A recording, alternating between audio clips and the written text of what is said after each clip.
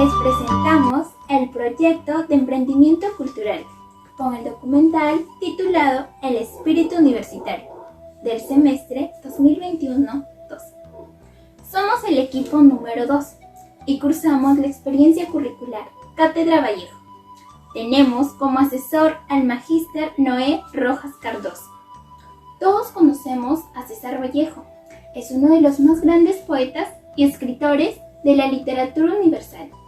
Pero, ¿alguna vez se han preguntado qué piensa César Vallejo sobre las universidades de América en comparación con las universidades europeas? Si quieres resolver tus dudas, acompáñanos. El espíritu universitario fue escrito por César Vallejo en París en el año 1927. Aquí Vallejo nos narra sobre las universidades de América, puesto que en esos tiempos no construían su propia ideología, sino que tomaban ideología de universidades europeas y las convertían en suyas.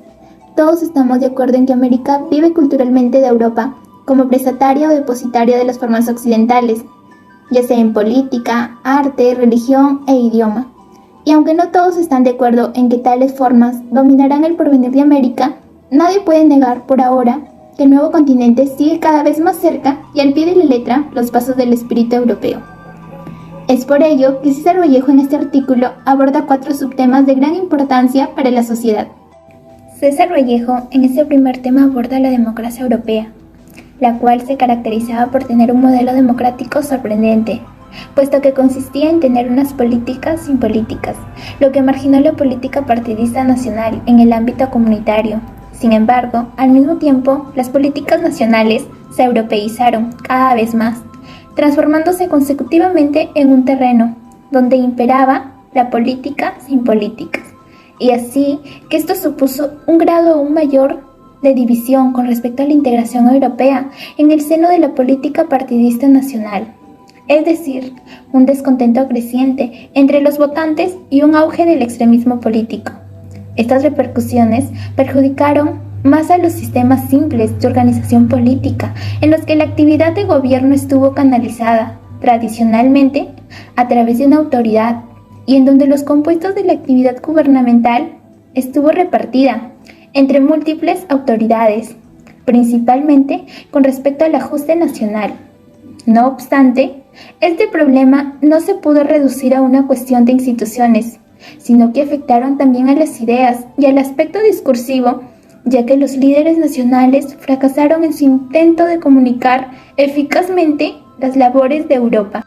Por ende, cabe recalcar que Vallejo en este tema adopta una crítica negativa, tanto a Europa como a América, donde nos dice que el sentimiento democrático europeo ha fracasado totalmente en América, puesto que todos tenemos de ello plena conciencia. Hasta los mismos europeos lo reconocen y algunos de ellos llegan a asimilar el caso de América al caso de los pueblos de Extremo Oriente, donde el desgastamiento cultural ha sido completo y donde las formas occidentales, al contacto del suelo nativo, se han podrido, traduciéndose en la ruina y la disolución. La democracia europea ha fracasado en América. Ella fue, después de la acción colonizadora, a rematar nuestras formas indígenas de vida. Ninguna política que por su fuerza pudiera reemplazar, ventajosa y más humanamente, a los antiguos modelos de la existencia. Es decir, el ideal democrático europeo nos ha destruido todo y no nos ha dado más que una farsa de organización y libertad. Por lo tanto, la democracia burguesa ha fracasado en América, en el tono y medida que fracasa para la vida una cosa original, al ser repetida o copiada.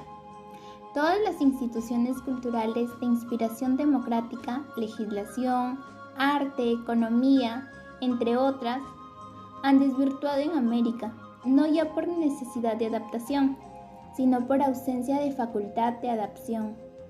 La doctrina democrática europea adquiere en América las señales de una caricatura desastrosa. En efecto, la democracia europea solo nos dio una farsa de organización, puesto que no nos condujo a nada bueno, sino por el contrario, generó desgastamiento cultural en nuestro continente americano. Los éxitos militares de la Guerra Mundial fortalecieron el espíritu nacionalista del ejército japonés. Los militares, cautivados por la idea de la delegación asiática de Japón, parecían estar completamente separados del poder civil y veían la creciente hostilidad como una política internacional de distensión adoptada por los diversos gobiernos. En 1927, oficiales radicales habían formado una sociedad secreta y deseaban un golpe militar. La guerra impulsó el potencial económico de Japón, la sustitución de importaciones debido al colapso del tráfico mundial, de tal manera que da una ventaja a la producción nacional. La caída del comercio en Europa le permitió capturar una gran parte del mercado asiático.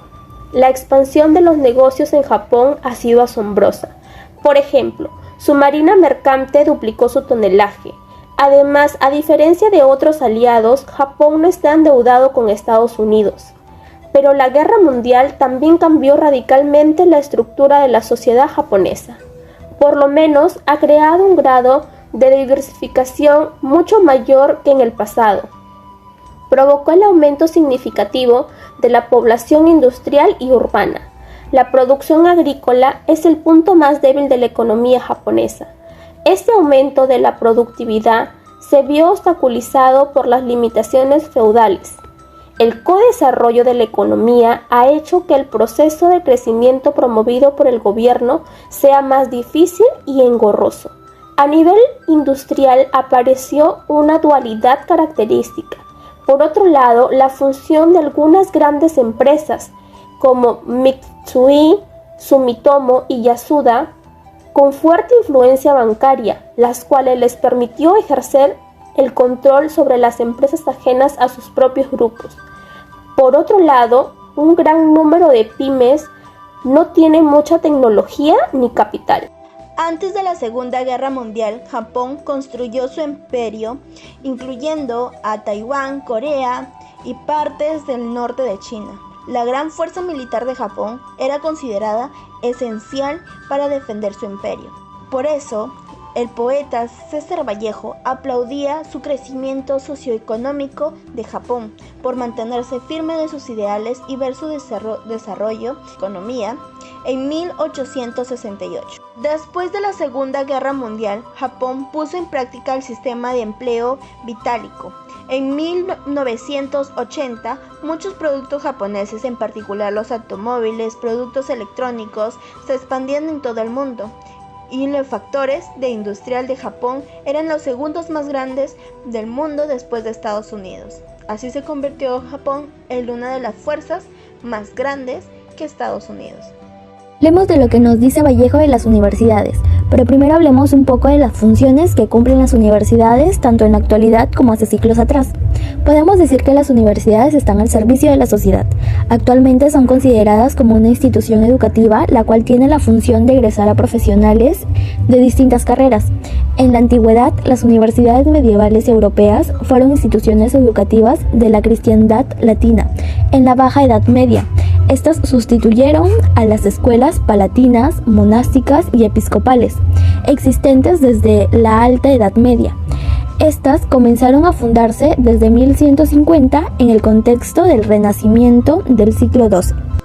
Hablemos de qué es lo que están haciendo las universidades latinoamericanas en comparación a las europeas.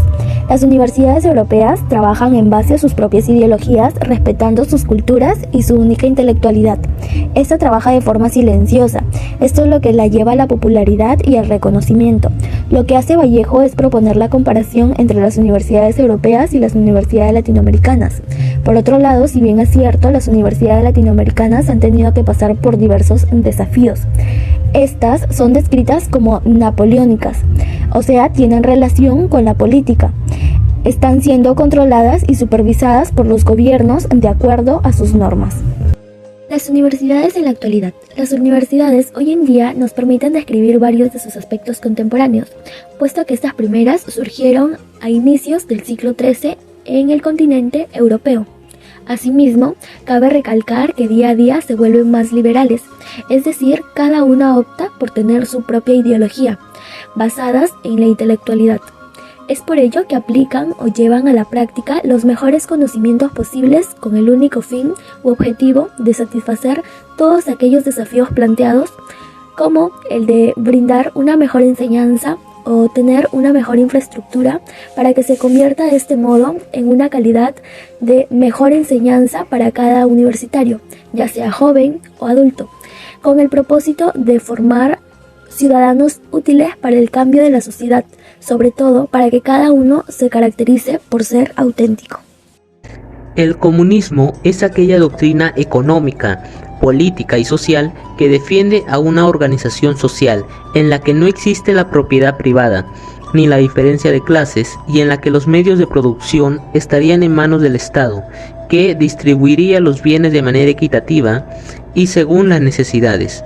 Aparte, el comunismo propone que los medios de producción sean entregados a la clase obrera o proletariado, lo que permitiría establecer relaciones de igualdad entre los diferentes actores sociales, así como garantizar una distribución equitativa de la riqueza y de los bienes producidos.